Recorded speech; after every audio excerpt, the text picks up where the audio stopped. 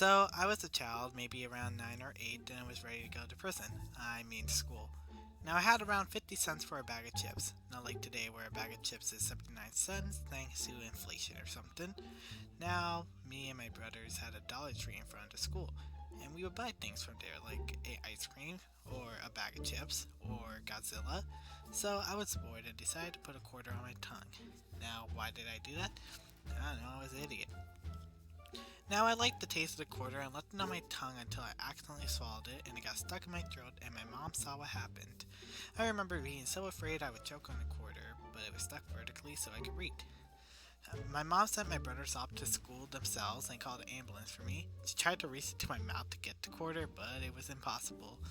So the ambulance arrived around 5 minutes later, and I was put into the ambulance and I was crying at the time and the staff were just joking about my situation. One of them sat down next to me and said, "Well, kid, you done messed up," and laughed a bit.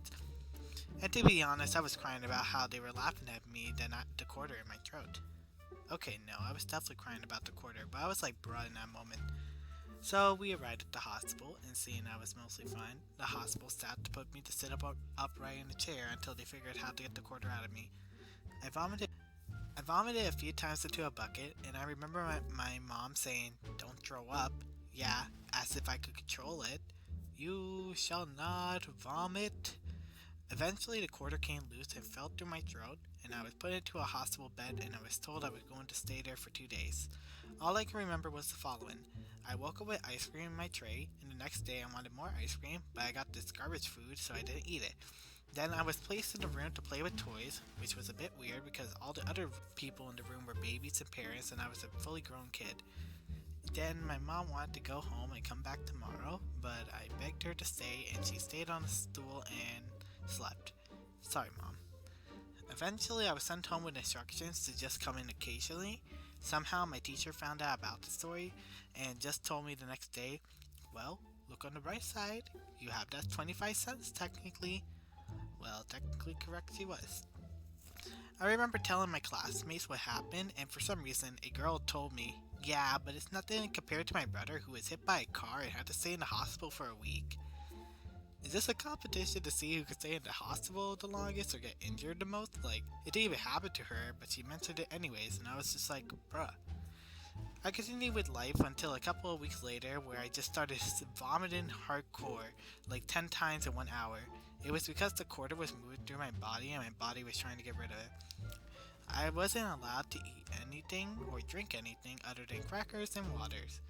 I remember I stopped vomiting for over an hour, and I was begging my mom to drink some Nesquik, and she told me fine. I drank it, and 5 minutes later, I threw up the Nesquik.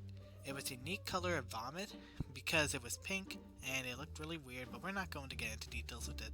Did I ever mention not to eat during this? I then proceeded to throw up 15 times for the rest of the day, and I stayed home for 3 days.